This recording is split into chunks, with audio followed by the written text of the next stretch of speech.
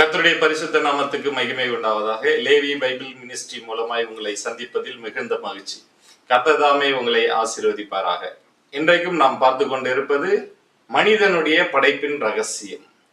இந்த படைப்பின் ரகசியத்தை 2 பாகங்களாக நாம் பார்த்திருக்கிறோம். முதலாவது பாகத்தில் மனிதன் தேவ சாயலாகவும் தேவ ரூபத்தின்படியும் படைக்கப்பட்டான். அவன் பாவம் செய்ததினாலே அவன் எந்த ரூபத்துக்கு மாறினான் என்பதை 2வது பாகத்தில் பார்த்தோம். அந்த 2வது பாகத்தில் ஆத்துமா என்பது என்ன, அது என்னென்ன பெயர்களில் அழைக்கப்படுகிறது?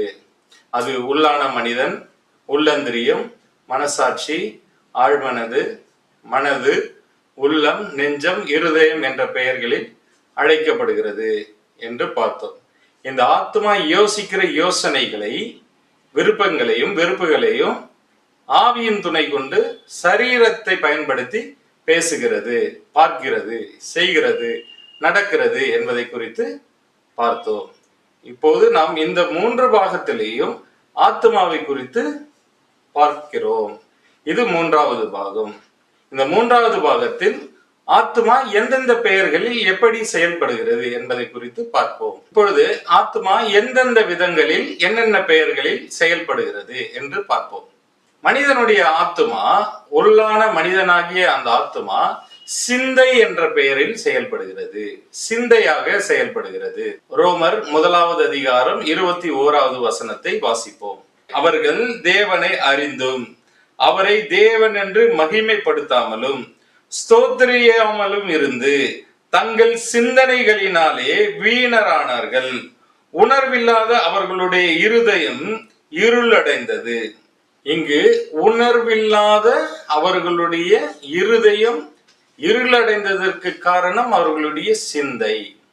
அப்போ இருதயம், ஆத்துமா எல்லாம் ஒன்றுதான் என்று நாம் பார்த்தோம்.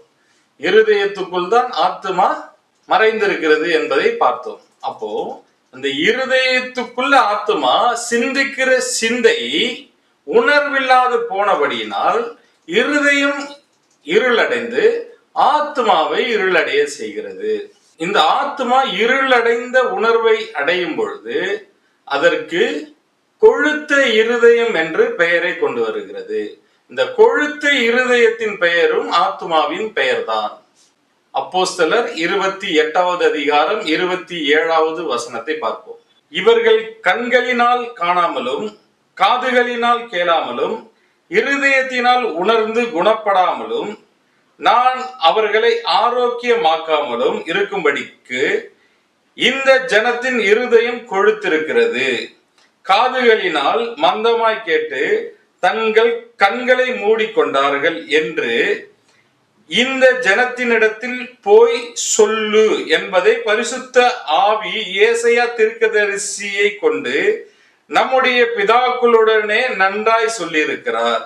உணர்வில்லாத இந்த சிந்தை இருதயத்தை கொழுத்த இருதயமாக மாற்றுகிறது. இந்த கொழுத்த இருதயத்துக்கு பெயர் ஆத்மா. ஆத்மாவுக்கு உணர்வில்லாத சிந்தை கொழுத்த இருதயம் என்ற பெயரை கொண்டு வருகிறது. அப்ப ஆத்மாவை கொழுத்த இருதயமாக அழைக்கப்படுவதற்கு சிந்தை முக்கிய காரணமாக இருக்கிறது. நம்முடைய சிந்தை உணர்வில்லாமல் போனால், தேவனுடைய வசனத்துக்கு கீழ்ப்படியாமல் போனால், தேவனுடைய கட்டளைகளுக்கு கீழ்ப்படியாமல் போனால், நாம் தேவனுடைய வசனங்களுக்கு கீழ்ப்படியாமல் போனால் நாம் உணர்வில்லாதவர்களாய் காணப்பட்டு நாம் நம்முடைய இருதயத்தை இருளடைய செய்கிறோம். நம்முடைய ஆத்மாவை இருளடைய செய்கிறோம். நம்முடைய ஆத்மாவை கொழுத்த ஆத்மாவாக, கொழுத்த இருதயமாக மாற்றுகிறோம். நாம் ஏற்கனவே பார்த்தோம், தேவ ஆவியினால் உள்ளான மனிதன் பலப்பட முடியும், உள்ளான ஆத்மா பலப்பட முடியும். அந்த உள்ளான ஆத்மா இருளடையாதபடிக்கு, கொழுத்த இருதயமாக மாறாதபடிக்கு தேவ ஆவிதான் உதவி செய்யும். தேவ ஆவிதான் அந்த இருதயத்துக்கு உணர்வை கொடுத்து தேவனை அறிய வைக்கும். இயேசு யார் என்ற அறிவை கொடுக்கும், வேதத்தை தியானிக்க வைக்கும், ஜெபிக்க வைக்கும். ஆத்மா பலப்படுவது தேவனுடைய ஆவியினால் நடைபெறுகிறது. சங்கீதங்களின் புஸ்தகம் 119வது சங்கீதம் 34வது வசனத்தை பார்ப்போம். எனக்கு உணர்வை தாரும், அப்பொழுது நான் உமது வேதத்தை பற்றி கொண்டு என் முழு இருதயத்தோடும் அதை கைக்கொள்வேன். நம்முடைய ஆத்துமாவாகிய இருதயம் தேவனுடைய கட்டளைகளை கைக்கொள்ள வேண்டுமானால் தேவ ஆவி நமக்கு உணர்வுள்ள இருதயத்தை கொடுக்க வேண்டும். இந்த உணர்வுள்ள இருதயம் தான் ஆத்துமாவை இருளடையாதபடிக்கு பாதுகாத்து கொள்ளும். அடுத்து இருதயத்தின் நினைவுகளும் ஆத்துமாவின் செயல்பாடுகள் தான். நீதிமொழிகளின் புஸ்தகம் 23வது அதிகாரம் 7வது வசனத்தை பார்ப்போம். அவன் இருதயத்தின் நினைவு எப்படியோ அப்படியே அவன் இருக்கிறான்.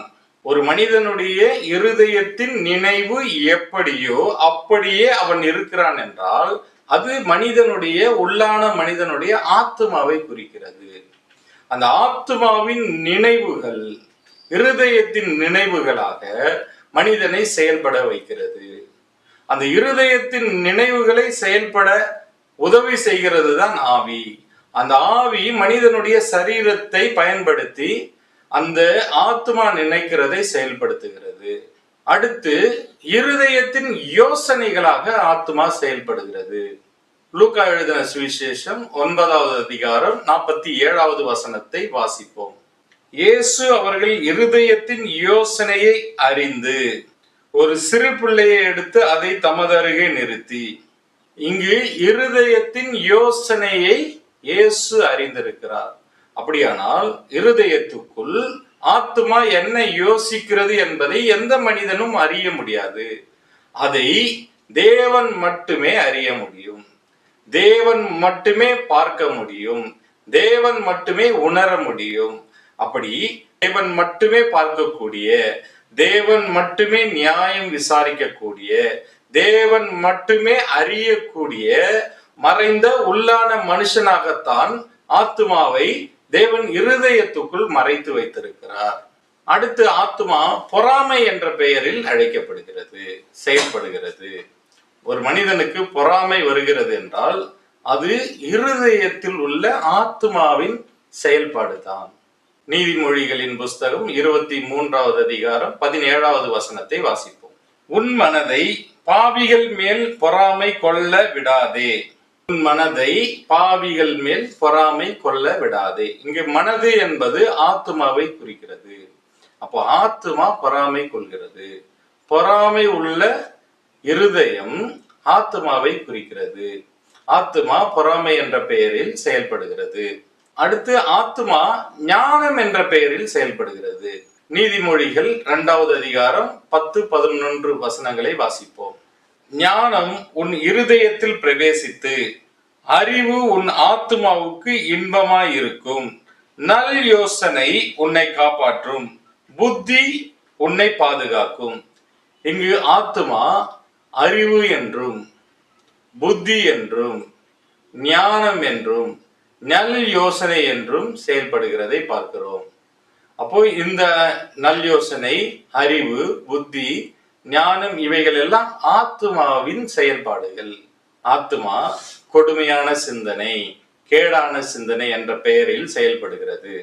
எரேமியாவின் புஸ்தகம் 17வது அதிகாரம் 9வது வசனத்தை பார்ப்போம். எல்லாவற்றை பார்க்கிலும் இருதயமே திருக்குள்ளதும் மகா கேடுள்ளதுமாய் இருக்கிறது, அதை அறியத்தக்கவன் யார்? இங்கு எல்லாவற்றை பார்க்கிலும் இருதயமே திருக்குள்ளதும் மகா கேடுள்ளதுமாய் இருக்கிறது என்று எழுதப்பட்டிருக்கிறது. இந்த திருக்குள்ளது மகா கேடுமாய் உள்ளது என்று இருதயத்தை குறிக்கிறது, ஆத்மாவை குறிக்கும் சொல். இந்த மகா கேடு, மகா சிந்தை, மகா செயல்கள் இவையெல்லாம் ஆத்மாவின் செயல்களாக இருதயத்துக்குள் செயல்படுகிறது. அடுத்து ஆத்மா கபடம் என்ற பெயரில் செயல்படுகிறது, கபடம் என்ற பெயரில் அழைக்கப்படுகிறது. நீதிமொழிகளின் புஸ்தகம் 12வது அதிகாரம் 20வது வசனத்தை பார்ப்போம். தீங்கை பிணைக்கிறவர்களின் இருதயத்தில் இருக்கிறது கபடம், சமாதானம் பண்ணுகிற ஆலோசனைக்காரருக்கு உள்ளது சந்தோஷம். இங்கு தீங்கை பிணைக்கிற இருதயமாகிய கபடம் என்று எழுதப்பட்டுள்ளது.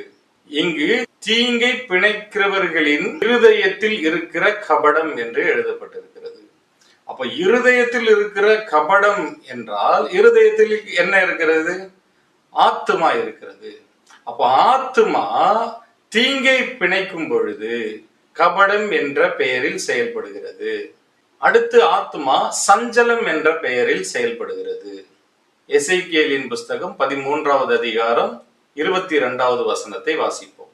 நான் சஞ்சலப்படுத்தாத நீதிமானின் இருதயத்தை நீங்கள் வீணாய் முறிய பண்ணினபடியினாலும் என்று எழுதப்பட்டிருக்கிறது. இங்கு நான் சஞ்சலப்படுத்தாத நீதிமானின் இருதயத்தை என்று எழுதப்பட்டிருக்கிறது. அப்படியானால் இருதயத்தில் ஆத்மா மறைந்திருக்கிறது. அந்த ஆத்மா ஏதோ ஒரு செயல்களினாலே சஞ்சலப்படும் பொழுது சஞ்சலமாக ஆத்மா செயல்படுகிறது, சஞ்சலம் அடைந்திருக்கிறது. அப்ப சஞ்சலம் என்ற பெயரில் ஆத்மா செயல்படுகிறதை பார்க்கிறோம். அடுத்து ஆத்மா கவலை என்ற பெயரில் செயல்படுகிறது. நீதிமொழிகளின் புஸ்தகம் 12வது அதிகாரம் 25வது வசனத்தை வாசிப்போம். மனுஷருடைய இருதயத்தில் உள்ள கவலை அதை ஒடுக்கும், நல்வார்த்தையோ அதை மகிழ்ச்சியாக்கும். இங்கு மகிழ்ச்சியா இருப்பதும் கவலையாய் இருப்பதும் இருதயத்தின் செயல்பாடுகள். அது ஆத்மா அடைகிற கவலையையும் மகிழ்ச்சியும் குறிக்கிறது. அப்படியானால் மகிழ்ச்சி என்ற சொல்லும் ஆத்மாவை குறிக்கிறது, கவலை என்ற சொல்லும் ஆத்மாவை குறிக்கிறது. அப்ப கவலை அடையும் போது அது ஆத்மாவின் செயல்பாடு, மகிழ்ச்சி அடையும் போதும் அது ஆத்மாவின் செயல்பாடு. இந்த ஆத்மா நம்முடைய இருதயத்தில் கசப்பு, வெறுப்பு, வைராக்கியம், பகை, விரோதம் என்ற பெயர்களில் செயல்படுகிறது. யாக்கோபு எழுதின நிருபம் 3வது அதிகாரம் 14வது வசனத்தை வாசிப்போம். உங்கள் இருதயத்திலே கசப்பான வைராக்கியத்தையும் விரோதத்தையும் வைத்தீர்களானால் நீங்கள் பெருமை பாராட்டாதிருங்கள். இருதயத்திலே கசப்பான வைராக்கியம், பகை, விரோதம் ஆத்மா தான் வைக்கிறது. அப்ப ஆத்மாவுக்குள்ள வைராக்கியம் செயல்படுகிறது, விரோதம் செயல்படுகிறது, பகை செயல்படுகிறது. இந்த பெயர்களில் ஆத்மாவின் செயல்பாடுகளாக பகை இருக்கிறது, வைராக்கியம் இருக்கிறது, விரோதம் இருக்கிறது. அடுத்து ஆத்மாவுக்குள் சந்தோஷம் இருக்கிறது. சந்தோஷம் என்ற பெயரிலும் ஆத்மா செயல்படுகிறதை பார்ப்போம். அப்போஸ்தலர் 14வது அதிகாரம் 17வது வசனம். அவர் நன்மை செய்து வந்து வானத்திலிருந்து மழைகளையும் செழிப்புள்ள காலங்களையும் நமக்கு தந்து ஆகாரத்தினாலும் சந்தோஷத்தினாலும் நம்முடைய இருதயங்களை நிரப்பி இவ்விதமாய் அவர் தம்மை குறித்து சாட்சி விளங்க பண்ணாதிருந்ததில்லை என்றார்கள். இப்பொழுது இருதயத்தில் சந்தோஷம் நிறைகிறது. அப்ப இருதயத்தில் சந்தோஷம் நிறைகிறது, ஆத்மா சந்தோஷப்படுகிறதை குறிக்கிறது. அப்போ